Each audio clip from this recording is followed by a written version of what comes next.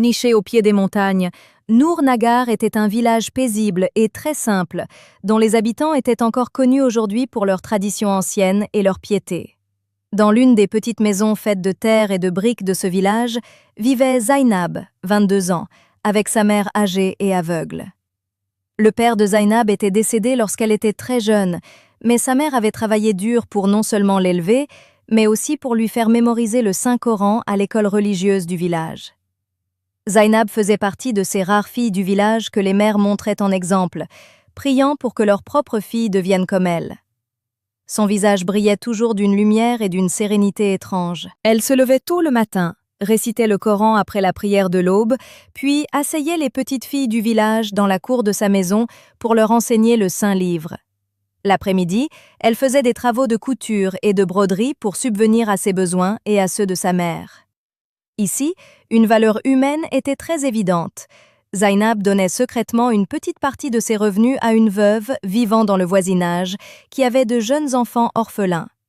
Elle faisait cette bonne action si discrètement que même sa mère aveugle ne le savait pas. Les gens juraient par ses bonnes manières, sa pudeur et sa piété. Le temps passa, et le mois des bénédictions et des miséricordes, le mois de Ramadan, jeta son ombre sur eux. L'arrivée du Ramadan à Nour Nagar n'était rien de moins qu'une fête. L'animation augmentait dans les mosquées et les voix de la récitation s'élevaient des maisons. L'atmosphère de la maison de Zainab changea aussi complètement. Elle jeûnait toute la journée, s'occupait des tâches ménagères et, après la prière de l'après-midi, elle s'occupait de préparer la rupture du jeûne, iftar, pour les enfants pauvres du quartier. Après l'iftar, lorsque l'obscurité de la nuit tombait et que les villageois s'affairaient aux préparatifs de la prière de la nuit et des prières nocturnes, Taraweh, Zainab prenait la main de sa mère aveugle, l'amenait sur le tapis de prière et se plongeait elle-même dans l'adoration. Jusque tard dans la nuit, la voix douce et poignante de sa récitation résonnait dans sa maison. Lorsque les femmes du quartier se levaient pour la prière de fin de nuit, Tahajjud, et entendaient la récitation venant de la maison de Zainab, les larmes leur montaient aux yeux. Elles pensaient toutes que cette fille était comme un ange, purifiée des désirs mondains, dont la seule préoccupation était le souvenir d'Allah. Mais la véritable identité d'un être humain ne se trouve pas dans sa vie publique, devant les gens, mais dans sa vie privée, sa solitude.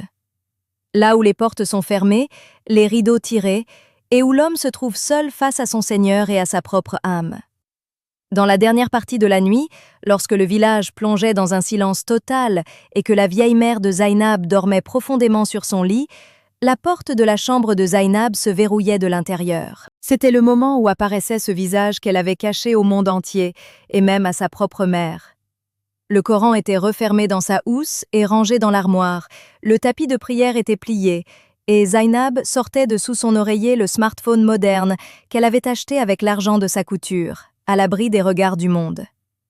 Lorsque la lumière bleue de l'écran éclairait son visage, cette lumière artificielle de piété disparaissait, remplacée par une étrange agitation et un sourire diabolique. C'était un bourbier dans lequel elle s'enfonçait depuis un an.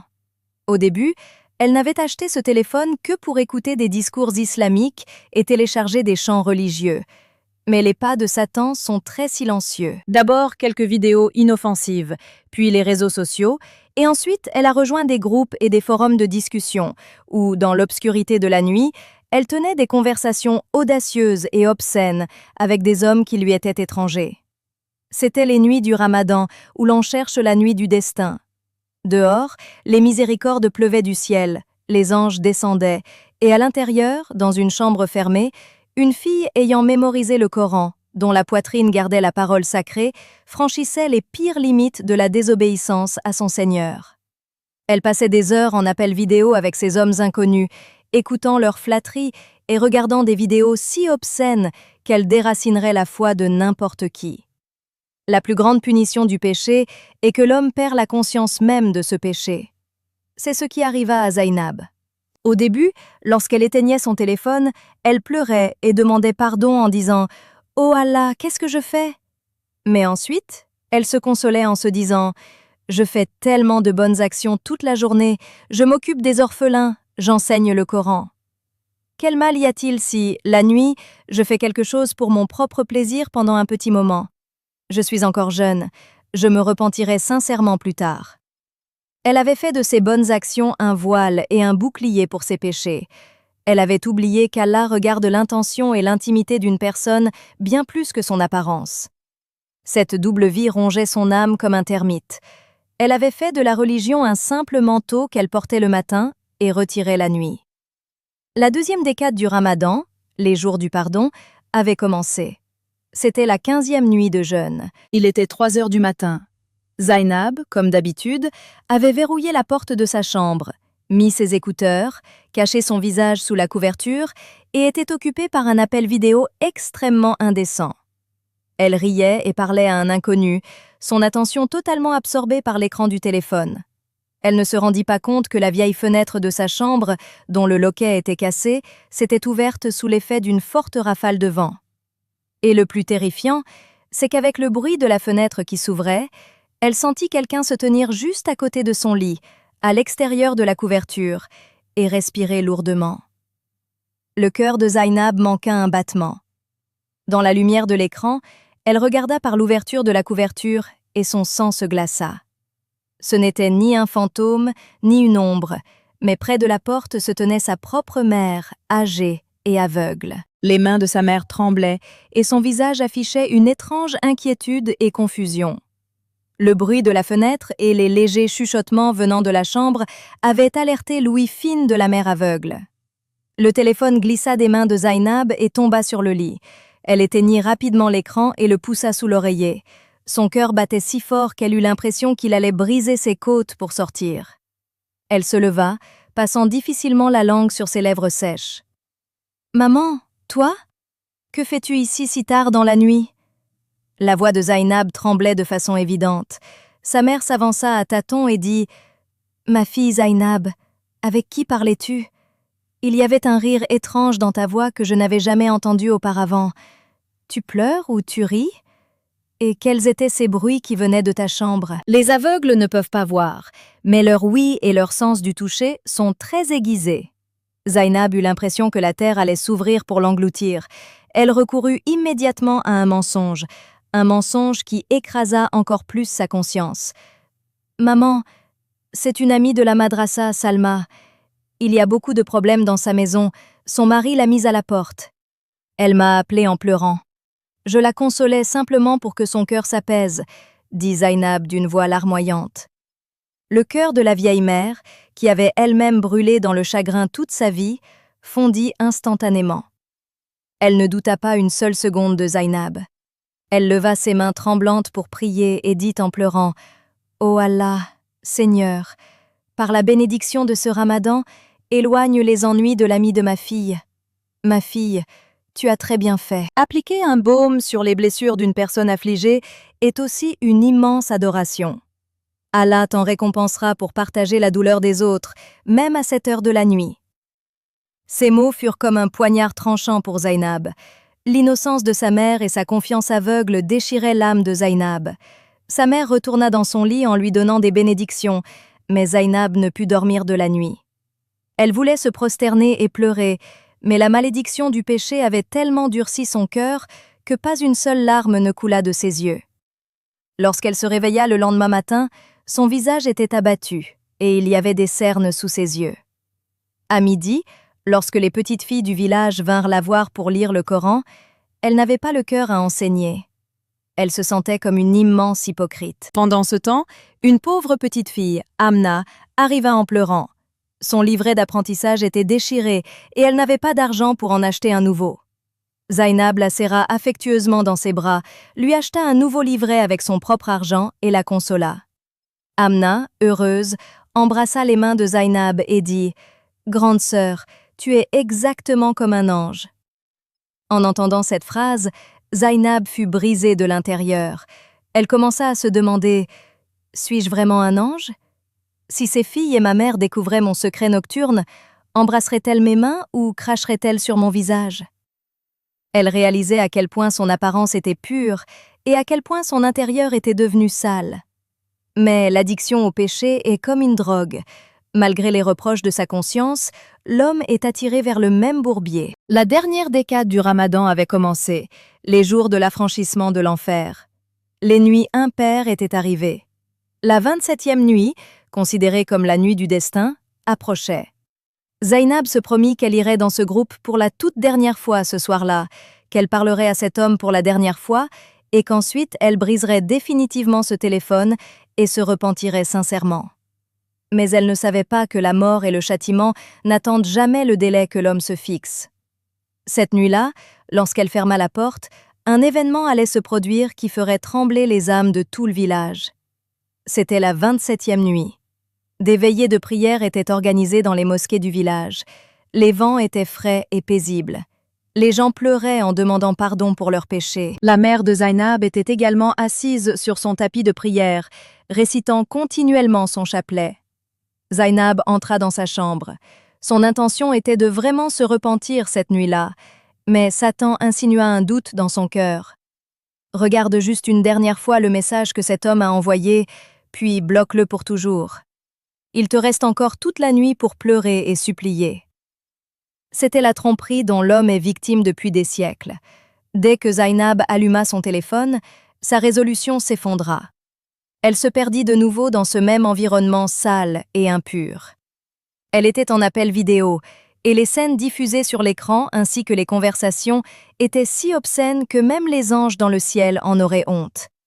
Elle riait, l'impudeur dansait sur son visage. Soudain, très soudainement, Zainab ressentit une douleur aiguë et violente du côté gauche de sa poitrine. Ce n'était pas une illusion, mais une douleur réelle et mortelle. Elle eut l'impression que quelqu'un lui avait enfoncé un poignard en fer rouge dans le cœur. Son bras gauche s'engourdit complètement. Un cri terrifiant allait sortir de sa bouche, mais sa gorge se serra. Son souffle sembla se bloquer dans sa poitrine. Le téléphone glissa de sa main et tomba sur le sol, mais l'écran était toujours allumé et des scènes de péché y étaient diffusées. Zainab tomba de son lit en se tordant de douleur. Son corps se raidissait. Elle se débattait comme un poisson hors de l'eau pour respirer, mais l'air refusait d'atteindre ses poumons. Ses yeux s'écarquillèrent de terreur. Elle était à l'agonie, et l'ange de la mort se tenait devant elle. Elle voulait réciter la profession de foi, elle voulait invoquer Allah, mais la langue avec laquelle elle prononçait des mots sales quelques instants auparavant était maintenant collée à son palais. Assise dehors dans la cour, sa mère entendit le bruit lourd de sa chute dans la chambre. Elle se leva, paniquée. « Zainab, ma fille, que s'est-il passé ?» La mère, tâtonnant et s'appuyant contre les murs, atteignit la chambre. Elle poussa la porte fermée. Le loquet n'était pas bien mis, et la porte s'ouvrit. « Zainab !» Lorsque la mère frappa le sol de ses mains, celles-ci heurtèrent le visage de Zainab, qui devenait froid. Les yeux de Zainab étaient grands ouverts, figés dans une terreur et une horreur sans fin. Son corps devenait bleu. Les cris de la mère déchirèrent le silence de la nuit et résonnèrent dans tout le quartier. Les femmes et les hommes du voisinage accoururent. La chambre offrait un spectacle de fin du monde. Une femme âgée du quartier, Kala Rachida, s'avança. Elle vérifia le pouls de Zainab et dit en pleurant « Inna lillahi wa inna ilayhi raji'un » C'est à Allah que nous appartenons, et c'est à lui que nous retournons.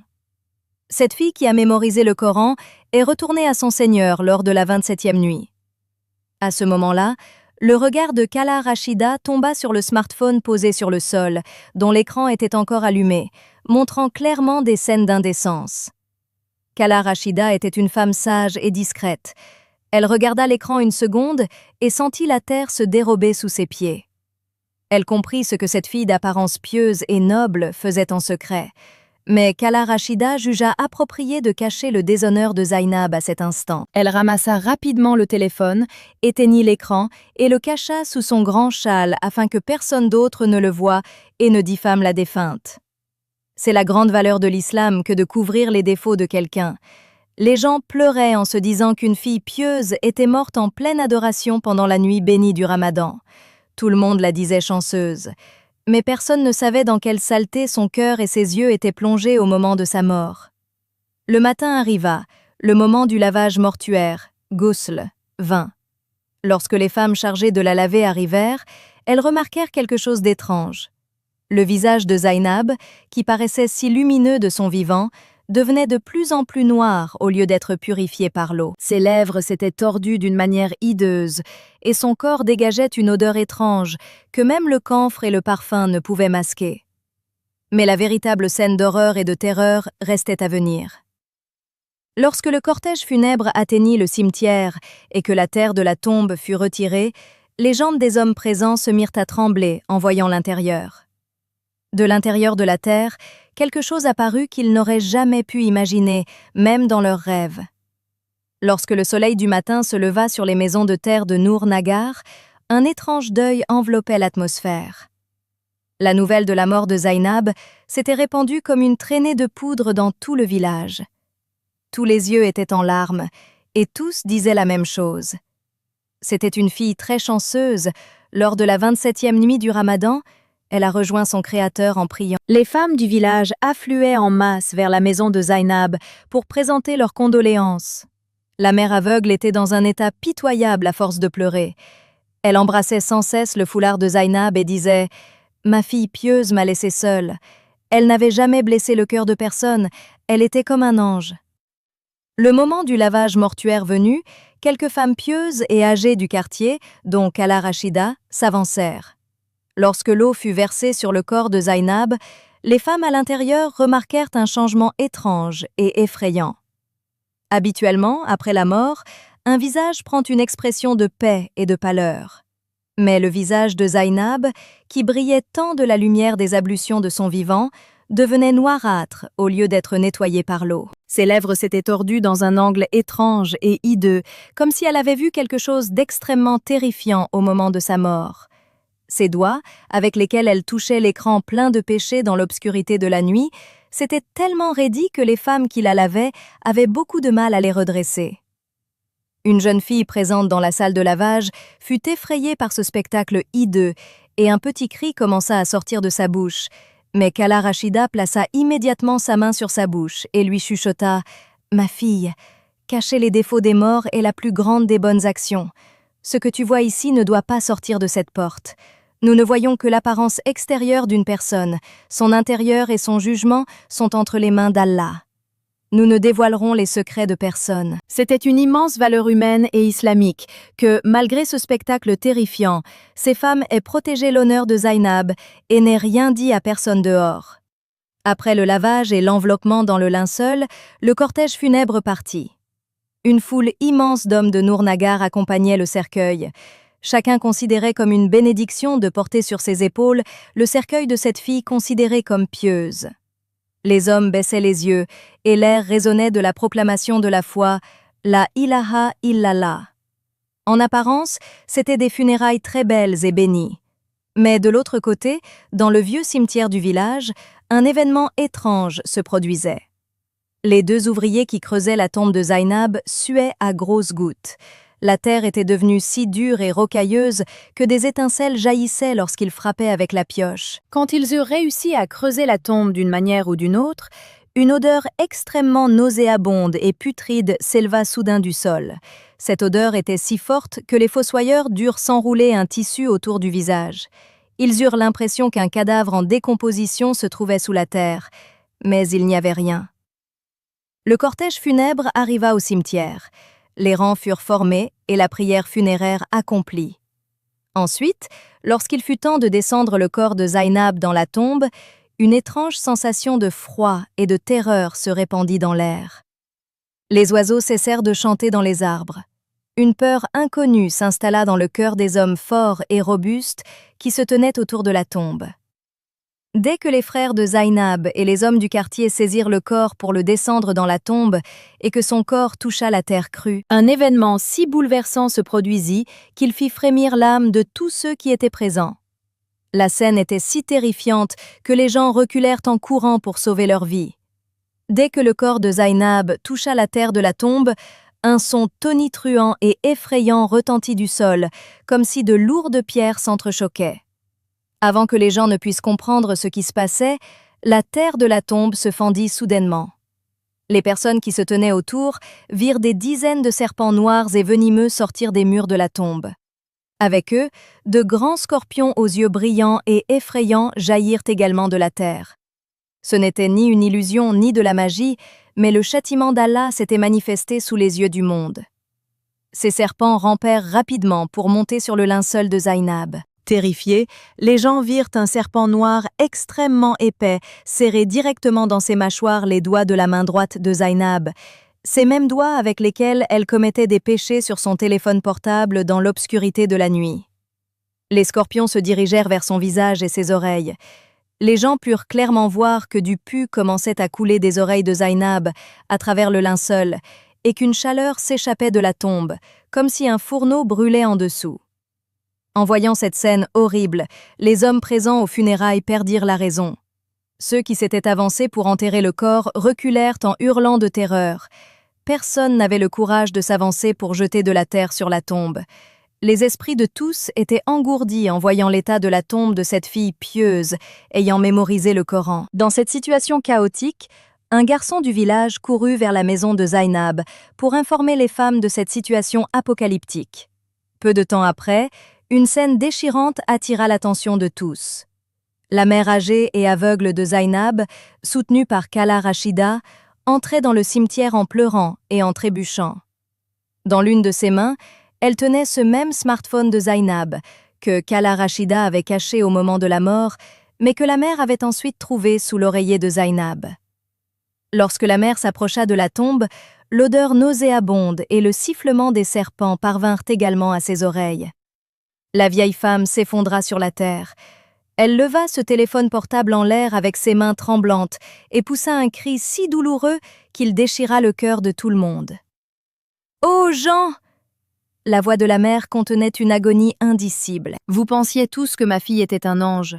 Je pensais moi-même qu'elle passait ses nuits en prière. Mais aujourd'hui, j'ai trouvé cette boîte de saleté sous son lit.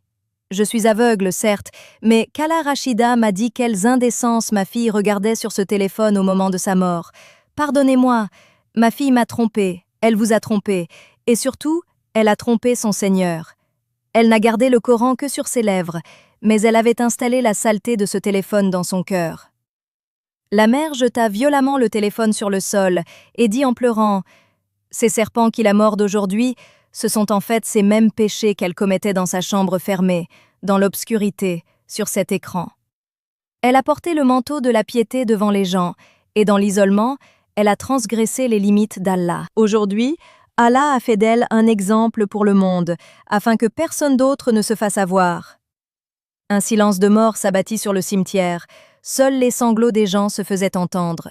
Ces hommes qui étaient audacieux dans le péché pleuraient à chaudes larmes. Prenant courage et invoquant le nom d'Allah, les anciens du village jetèrent de loin de la terre sur la tombe et la refermèrent. Mais les cris de l'intérieur et les signes du châtiment étaient gravés dans chaque cœur.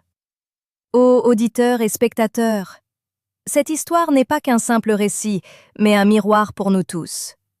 Aujourd'hui, ce smartphone entre nos mains est devenu la plus grande épreuve de notre intimité. Lorsque la porte de la chambre se ferme et que nous pensons que personne ne nous voit, alors l'œil d'Allah nous observe. Celui qui, dans une pièce fermée, dans la solitude, ne craint pas Allah et se plonge dans les péchés, sa fin est si terrifiante que ses bonnes actions ne peuvent même pas le sauver. Rendez votre vie privée plus pure que votre apparence publique. Repentez-vous sincèrement, avant que la porte du repentir ne se ferme et que la terre de la tombe ne devienne notre dernière demeure. Qu'Allah nous protège tous des péchés en secret et qu'il nous accorde une bonne fin. Amen. Si vous avez aimé notre vidéo, aimez-la et partagez-la autant que possible. Et assurez-vous de vous abonner à notre chaîne pour d'autres histoires vraies et instructives comme celle-ci. Et n'oubliez pas de nous dire d'où vous regardez notre vidéo.